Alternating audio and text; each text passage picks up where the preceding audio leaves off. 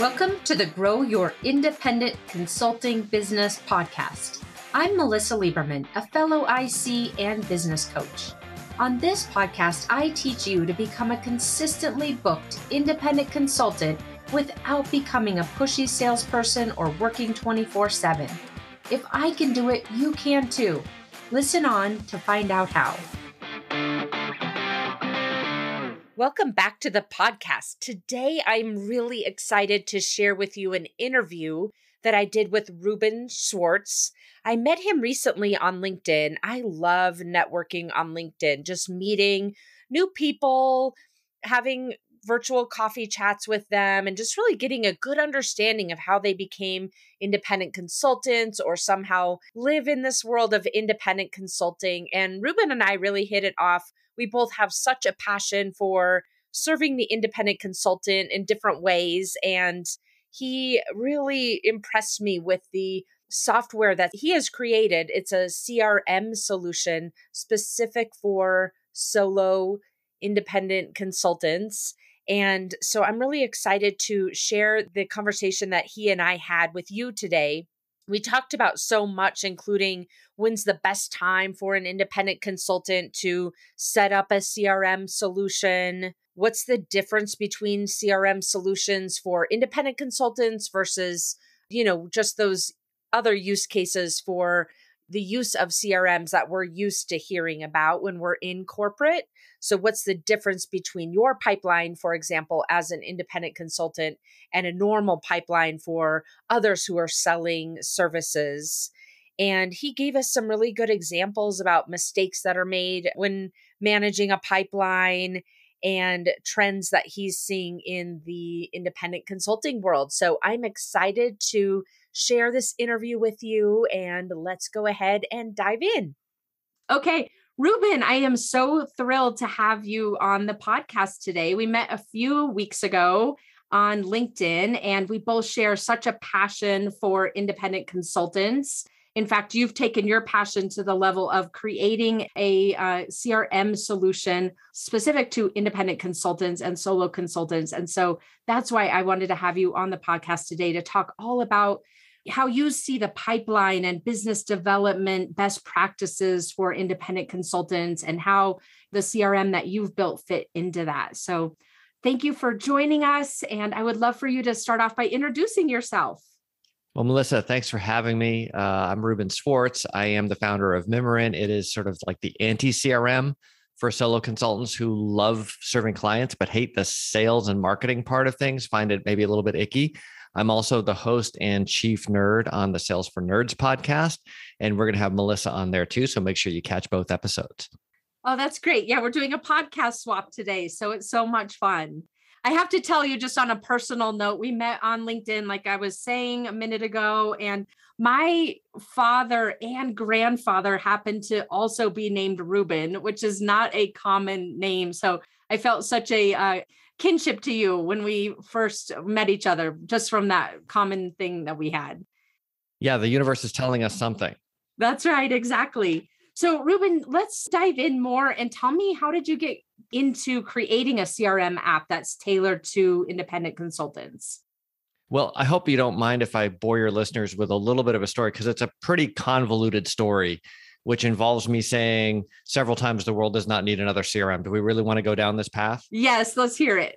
Okay, so I'm a technical guy, software guy, and I accidentally started a sales and marketing consulting firm helping giant companies with their sales and marketing, which is really odd because it's not really my mindset. It was just that was the kind of software I had been working on. And so I started doing that. And I was trying to act like these big companies, have a big company website, big company CRM, big company sales process, trade show booth, et cetera, et cetera. And it was pretty awful. It just didn't fit well. It didn't feel authentic to me. But I was trying to make myself do it. Like, I got to put on my big boy pants and go do the sales and marketing routine. And over time, I realized that there are a lot of things that might work really well if you are running a 10,000 person or 500 person sales team, right? Half those people aren't going to be there in a year or 2 years. That doesn't matter. You just keep hiring new people and the right people float to the top and so on.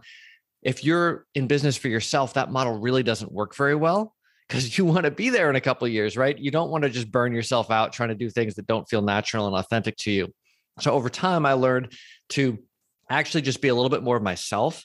The irony was I already knew the stuff that I needed for the most part. I'm not trying to denigrate sales as a profession. There's a lot of stuff to learn and master, and you can always get better at it.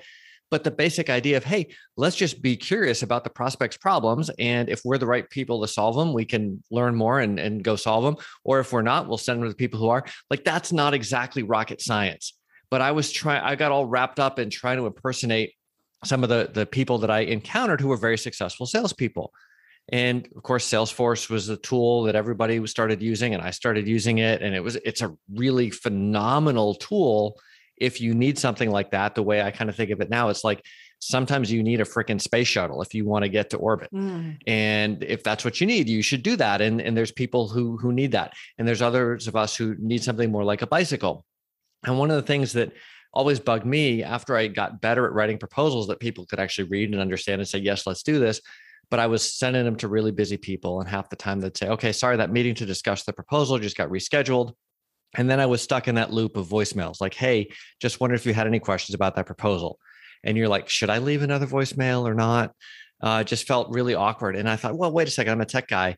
If I could put the proposal in the cloud, I would at least know if somebody was reading it. And so being silly, I was like, oh, let me hack something up and try this out. And I remember getting that email, called the prospect up. Hey, I'm so glad you called, Reuben. I was just reading your proposal. And we discussed it, made a couple tweaks. And he said, hey, when you get the chance, send me a new version and I'll be ready to get started. And I was like, well, if you go back and look at it, I've made those changes in that section already. And he's like, oh, wow, that's really cool. So I didn't even have his signature. He just clicked the button that said, I accept this proposal. And we got to work. And I wasn't even thinking of it as a sales tool. It was just like, let's spend as little time on the paperwork as possible so we can both get to the project, which is what we both care about. And so I was telling some people about this and like, whoa, that's really cool. Can I have that? And I was like, oh, maybe I'm onto something here. I'm a tech guy. I kind of like this. So let's turn this little tool I built for myself into an application. And at this point, I wasn't necessarily focused on solo consultants. In fact, a lot of the companies that came to me asking for this were larger companies, and they had money and they were willing to pay for customizations and so on. I thought I was really onto something. But the problem was they have a different set of needs and support from what I really wanted to do and what I wanted to focus on, and also where I was at mentally, right? Like my mission was really to help other people like me who didn't really have a sales and marketing background. They have a skill, they love serving people, and they need to figure out how to do the sales and marketing authentically and effectively. So the nice thing was my customers told me this because the big companies would get frustrated after a year or two, and then they would build something custom or go back to their spreadsheets or whatever. Whereas the solo people were like, Reuben, this is amazing, but you know what else I need? And I remember people telling me, well, now that the end of my sales process is so great, what can I do to get more leads in the front of my funnel? And I thought, well, gosh, I don't know. I'm a proposal person, right? I don't know anything about lead generation, but let me look at your website and let me look at the tools out there. And I realized a couple of things. One, most consultants have terrible, terrible websites. And I'm certainly someone who's been guilty of that. Your website has one job, it's to get you leads. And if it's not doing its job, you got to fix it. But a lot of people, they're still in that phase where they're like, well, nobody buys off the web, which is true, right? You're not trying to get someone to buy. You're just trying to start the relationship. But you got to have something that converts a visitor to a lead to a conversation if your website's doing its job. So one, I could see right away when I looked at someone else's website, it's so much easier to see, right? Than when you have it for your own website and you think it's all amazing. So that was really helpful. And then I also realized that the tools out there, again, were not built for this tribe. So you've got tons and tons of enterprise level tools where you've got a gang of sales reps just pounding the phones all day, and they can make it up in numbers and volume. And then you got a ton of tools for people who just need an email address, and then they can do marketing automation. But for these independent consultants, they don't have a huge lead volume. They don't need or want a huge lead volume, but they got to have a conversation with these people, but they're not sitting there on the phone 8-10 hours a day. And I realized, well, I've got this way to create content online and share it and know when someone's reading it. Let's make it so you can offer lead magnets on your site in a way that's going to be really helpful for these independent consultants and their prospects. And that was really cool. People were like, wow, my website's finally getting me leads. I didn't think it was possible. And then I put them in my spreadsheet, or I put them in my Salesforce or whatever, and I do my CRM stuff. And then when it's time, I use Mimiran to send a proposal. I really like Mimiran, but I hate my spreadsheet, notebook, sticky notes, Salesforce, Zoho, whatever. And nothing against any of those other tools. They're just not necessarily a great fit when you're an independent consultant. And they're like, can you please make Mimiran do the part in the middle? And this is where I get to be a bonehead yet again, because I was like, the world doesn't need another CRM. And who would I be to do that? And meanwhile, I'm trying out all these other CRMs because I'm like, someone's got to have done this already. Yeah. And I couldn't find the thing that I needed that would work for me, that would make it easy for an introvert who doesn't really like selling, but really actually likes conversations. How do I make it as easy as possible to do that? So finally I got so frustrated. I was like, guess what? My customers are right. Let's go do this. And that's the long story about how I created a CRM designed specifically for these independent consultants. And it's got a bunch of other cool things that you won't see in a traditional CRM and a ton of stuff that is in traditional CRMs that you don't have to bother with, but we don't have to necessarily go into all those technical details. Yeah, that's fabulous. So it evolved over time from helping to facilitate collaborative proposals, it sounds like. And then you put the front end on in terms of lead generation and capturing the attention of the consulting buyer for that independent consultant. And then you built out the middle, which really connects the two together. That's right. So much fun. Yeah. So much fun, Reuben. I love your passion around this too. I have an account with your tool now. But before that, I've set up a lot of different CRMs and then just realized that they're more headache than they're worth. Even though I love technology, they seem to be more headache than they're worth. And so I know for me early in my business and for my clients, especially, a lot of times a spreadsheet is where they start out. And so I'm just curious, as you think about the evolution of someone's independent consulting business, what's your advice for when it's correct or when is the best time for someone to get started with a CRM tool like yours? Sure. And I guess everybody's using a CRM, whether it's your own head, your sticky notes, your notebook, your spreadsheet, your Salesforce, your Mimiran, whatever. You've got one or more CRMs going on. And I think the right thing is it the right thing for you? And as you point out, that might change over time. Yeah. Right. Like I've had folks who they grow their teams and they migrate to Salesforce and they're happy as clams because that's what they need at that point. Yeah. And I'm happy for them. That's a sign of success for me and the tool, right? They were able to grow into something on the next stage. Now, I think that you should have a CRM in place before you start your consulting business.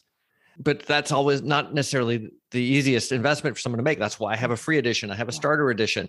But the idea is there's a bunch of conversations that you probably want to have when you're starting, and being intentional and systematic about it will compress that launch phase and make it so much better when you can bolt out of the gate, knowing what your positioning is, knowing who your ideal clients are, having some referrals coming in already versus, and there's nothing wrong. I think the typical approach is people start with a spreadsheet. Yeah. There's nothing wrong with that. It's just not going to be as efficient as using a dedicated tool that's going to help you stay on top of these relationships. Mm-hmm. Yeah. Especially as you get so focused on delivery for a client, a tool like Mimiran can really help you to remember what you need to be doing to run your business and to be ahead of your business development cycle.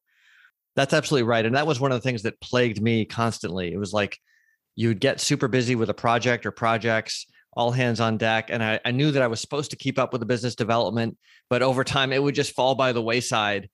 Yeah. Partly because there were too many barriers to doing it.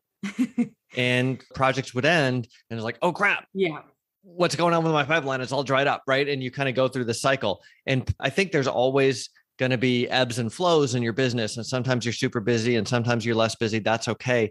But the idea is we want to keep that momentum going at all times. Yeah. And if you don't have any client work and you're full-time business development, obviously there's going to be a lot more activity going on. But one, we want the tool to do some of the work for you. So getting you leads, for example, that you might not get off your website otherwise, that's a huge advantage. And then reminding you who are the key people that you need to talk to. Because a lot of the things that I realized that I struggled with was not, oh gosh, I hate talking to people. It's, I have this huge list of people and I'm not sure who I should talk to next. Yeah. And so I would end up not talking to anybody, or I would stare at the list too long and get all aggravated versus, hey, here are the 5 people that I have to talk to this week, or at least call. And I can find time to do that. And then it kind of works in a virtuous cycle because a lot of what happens when you feel like you're in the famine phase, you start acting more salesy, more desperate, even subconsciously, and taking on work and taking meetings with people who aren't really your ideal clients, versus when you feel like your pipeline's really full and that it's steady and more stuff will come. There's no pressure on any individual meeting. It's really easy to say, hey, you're not the right fit. You should really talk to my friend Melissa or whatever. And there's no stress around pricing. You're going to price what you're worth because you're not scared. So a lot of good things happen when we have this virtuous cycle going versus the vicious cycle that can happen. And I've certainly experienced both of them. Yeah, absolutely. One of the things I love to teach my clients about, and I've shared on this podcast, is what I call the RAM method. It's really just setting up a habit of reconnecting with people that are already in your existing network, attracting new people, and meeting new people. So essentially what you're talking about is taking that kind of method, which can be done in, quick hits during the course of the week, and putting it into a CRM, into a tool like yours that really reminds you what you need to be doing, keeps everything organized so that you're not having to guess who the people are that you're talking to, or who should be bubbling up, or who you should be following up with. It's all right there and organized for you. That's right. Wow. And I think most of us, when we're actually talking to the people we love talking to, because we have passion about the stuff that we do, and we're talking to other people who have similar passions, like it's all easy. It doesn't feel like sales. It doesn't feel like networking. It just, you used the word fun earlier, which I think is really important, because I used to freaking hate all the sales and marketing and networking. It was awful. It was like, this is the necessary evil. I've got to just plow through this and be strong to get to the work that I love. And it's like, no, all of this stuff should align together in one mission. And you should be having fun. I'm not saying all the time. No one has fun all the time. That wouldn't even be meaningful. But in general, what we think of as business development should be fun, because it's all about the thing that you care about.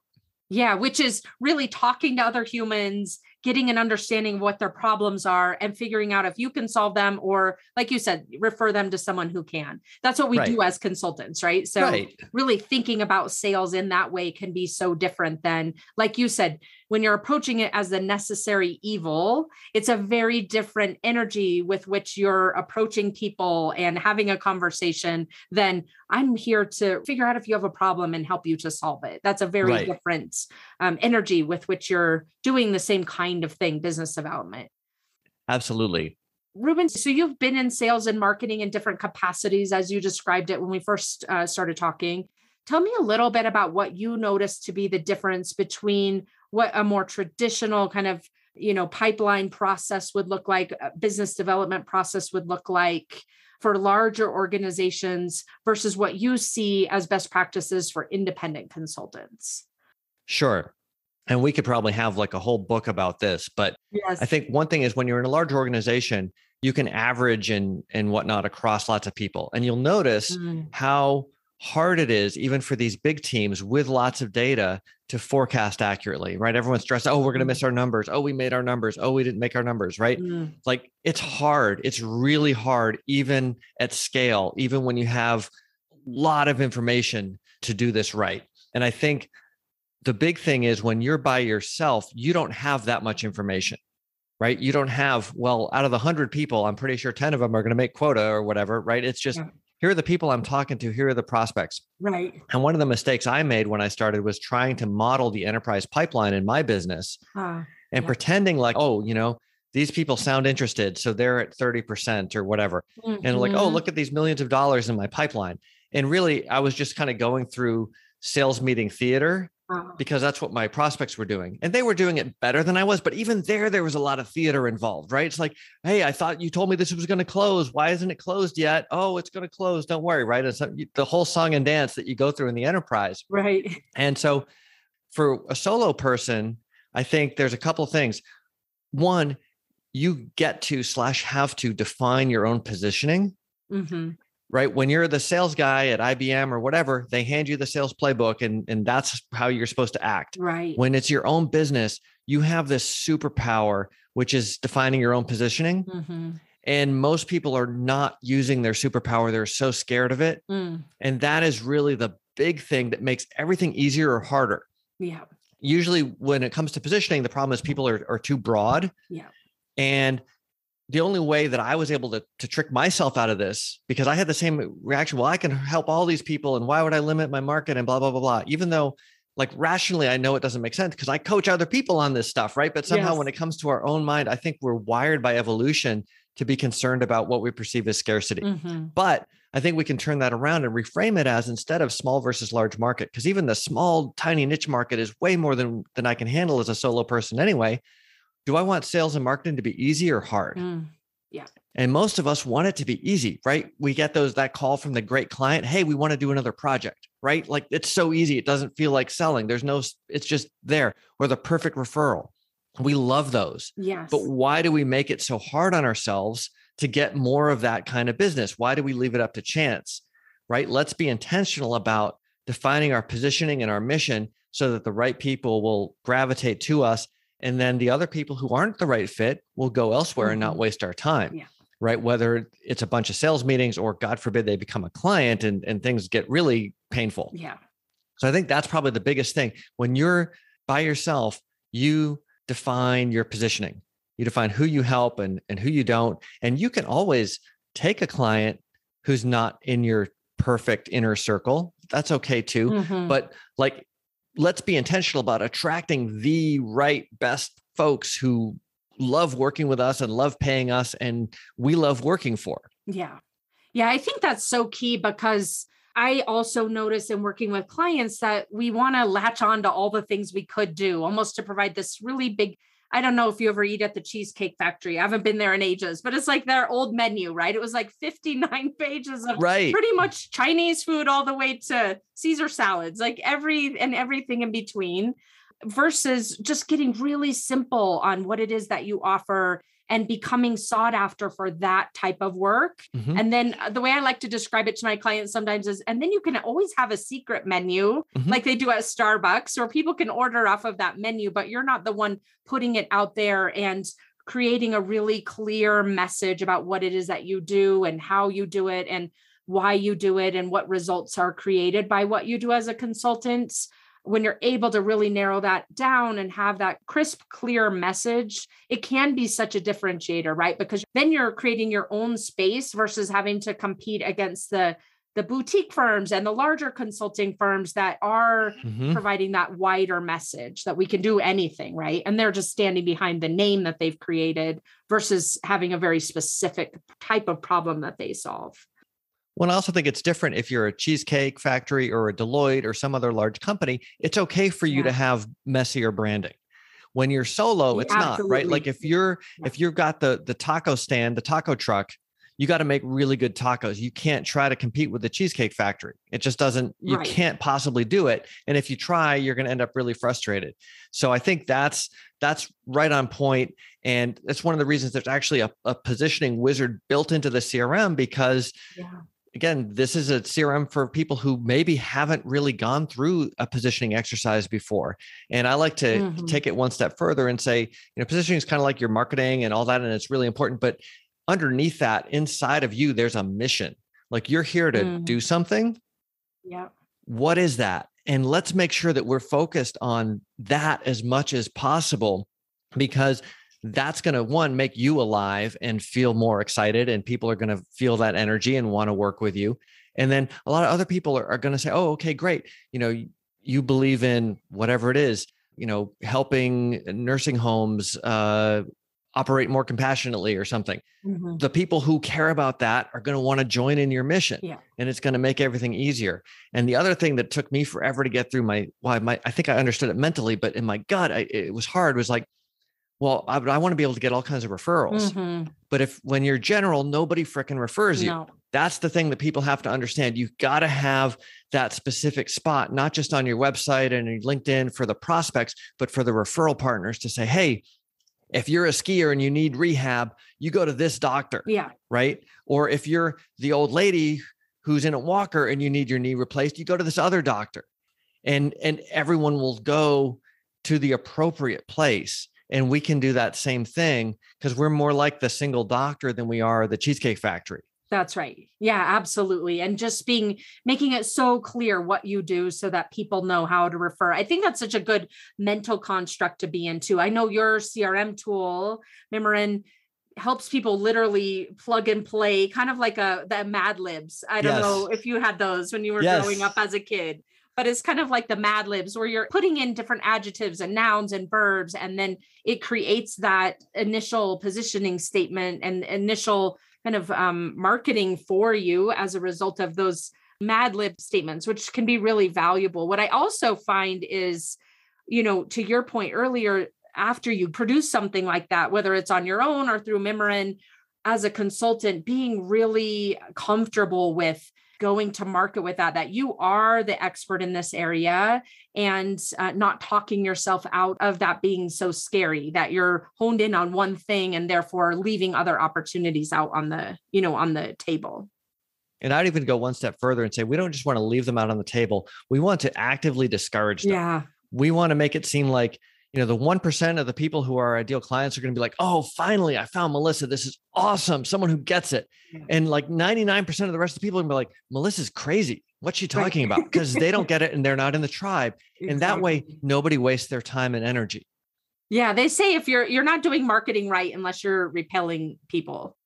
Yeah. And that's one of the things that I think about when thinking about lead magnets. Yeah. A magnet has an attractive and a repulsive pole, right? They have to be of equal strength. You can't have a magnet that only attracts. Yeah. And so if you try to appeal to everybody, there's no power. But when you're like, this is the thing for this tiny niche and everyone else can go do whatever, that's when you get really interesting conversations, really great projects, and you get to do more cool stuff. And I think that's, this kind of all winds from that thread you started about how is this different being a solo versus being part of a big company. I think that's the biggest thing that underlies everything, but it's kind of hidden. It's like the part of the iceberg below the water that we don't always think about, but it makes all the difference in the world. Yeah, absolutely. Reuben, let's switch gears slightly and tell me, as you see, people using your tool and data flowing through your tool, tell me, what are the 2 or 3 mistakes that you observe with solo consultants in their pipeline and the way they're managing it? Well, I think we just spent a bunch of time on number 1, which is not having strong positioning. Yeah. So by all means, get that done. We kind of beat that horse to death. So moving on from that, I think the next big thing, the next big low-hanging fruit, and part of what the tool is really designed to help us with, because I struggle with it, is keeping up with the people you already know. Yeah. Right? Like people spend so much energy trying to get new leads, new whatever. And there's nothing wrong with that. But it's like, well, how often do you talk to your past clients? How often do you talk to the people who referred you business in the past couple of years? Do you even know who they are and how much business they refer? Right? Those people that you talk to that maybe aren't really business partners, but they like know someone who knows someone, or you just love talking to them. How often do you actually have a conversation? And if the answer is, well, they're on my newsletter, you're right, which is fine. Like there's nothing wrong with a newsletter, but there's no replacement. And I say this as like the world's most awkward, introverted person. There's no replacement for human to human conversation. That is the fundamental building block of human relationships. Mm-hmm. And so that's the next low hanging fruit. Like make sure you're talking to the people that you already know. Like how many people in your LinkedIn network know what the heck you're doing? If you just started a consulting company, how many people know that and know exactly who your ideal client is, right? You're going to go spend a whole bunch of money on Google ads or Facebook campaigns or whatever, but you haven't told the people who already know, like, and trust you what you're up to. Yeah. Go do that and do it again and again and stay in touch with those people. Those are the top 2 things that people should do. And the thing that's funny is they're actually like really easy and fun. They're not rocket sciencey. You don't have to be like a sales and marketing person. You just have to be yourself. Yeah. Yeah. I think that there's such a mental hurdle that I oftentimes find with keeping that network fresh. So many times, I think, a lot of it is based on fear of rejection of some sort or fear of failure. And so we start creating these stories in our head about, well, it's not the right time to reach out to that person, or, oh, I know they're really busy, or I don't think they could really help me. I've kind of, sometimes people say to me, I've exhausted the close network that I have. And so for you, as you're describing this, I think it's so key. It's like finding unique ways to keep that, we're not recommending, I don't think you are, we're not recommending here just to call people up and ask them for work every month. It's not about that. It's about really finding ways to create a mutually valuable relationship, right, and to keep that conversation fresh every few months or whatever the cadence would be, so that you're providing value to them and you're top of mind as they're thinking about whether they have something they need that you could solve, or they're able to tell their neighbor where there's no even business connection necessarily. They just happen to be neighbors and are talking about having a problem that you solve, and you're the first person who comes to mind. Getting over that mental hurdle. Yeah. Yeah, I think that's a great point. Yeah. I mean, I've had so many great conversations. So many people, hey, I'm so glad you called. It was so nice to catch up. Yes. Or you do a good job of keeping in touch. Some people will say, you do a good job, great job of keeping in touch. I need that, right? I know how you're doing it, and I need to do that too. Yeah. And every once in a while, there's someone who's like, you know what? Yeah. This relationship has run its course. We don't need to talk again. And that's okay too. But instead of sort of having it out there in the nebulous gray area, it's like, I know sometimes people are like, gosh, I really don't like this person. Yeah. Maybe they think they don't really like me or mutually, or it's just like, of all the time I have, I don't want to spend it on this person because I don't get the right energy from them. That's okay too. But I know that. And so every once in a while, you will have people who really do exhaust their networks, but for the most part, they don't. Right. They just look at a list and like, oh, I don't have any prospects in here. Right. And so then they say, oh, I've exhausted my network, versus these people might be sources of strength and wisdom in other ways. They know people, they're fun, et cetera. And sometimes your network is going to change over time, right? Especially if you're kind of going up market and getting more and more specialized and dealing with higher levels of clients and so on. It's okay for that network to evolve. But I think we should really try to stay in touch with the people that we already know, not just from a business perspective. I mean, the business is worthwhile too, but I think just from a social fabric perspective, your life is going to be better. Yeah. Yeah, absolutely. I think the exhausting of the network is a red herring in most cases, like you're saying. I have so many questions for you, Reuben, but I want to make sure we're respectful of your time as well. Maybe we could just talk about trends that you're seeing that are working right now for solo consultants to generate leads. Well, it's funny because I think in many ways it's the reverse of the mistakes we talked about, right? It's having that strong positioning, building and nurturing your network, having great conversations. That's going to get you a lot of referrals, and then being able to get leads from LinkedIn, from your website, et cetera, because you've got that strong positioning, and hopefully you've got some awesome lead magnets that are really helpful to your ideal prospect. That all leads to good conversations. And I think a lot of people were able to kind of skate by on the rubber chicken networking dinners prior to COVID. It's like, well, I go to my BNI or I go to whatever once a week. And there's nothing wrong with that. If that's working for you, that's great. Just keep doing it. But then a lot of that stuff just went away. Right. And so we've got to be more intentional about, we can't sort of count on other people constructing that stuff for us. Now we can do things with other folks where, people get together and they help each other, but that's all kind of, we have to pick up the baton and run with it ourselves to generate leads. And I think in some ways that's scary for people, especially if you're like, well, I go to BNI or I go to wherever once a week and my business is great. And now it's not. But at the same time, I think it's really empowering because we kind of get to look out across whatever our market is, right? It might still be local people, depending on what it is we do, but maybe it's not. Maybe it's across the country or across the world. And there's other interesting people that we can connect with that we would never have met if we had to be in the same room, same rubber chicken dinner, where maybe our network is kind of exhausted every week. Yeah, absolutely. I think, on one hand, to your point, what I've seen is those people that had a good structure going before COVID and it went away, it felt so kind of like they lost everything. Like, I don't have a way to generate leads anymore.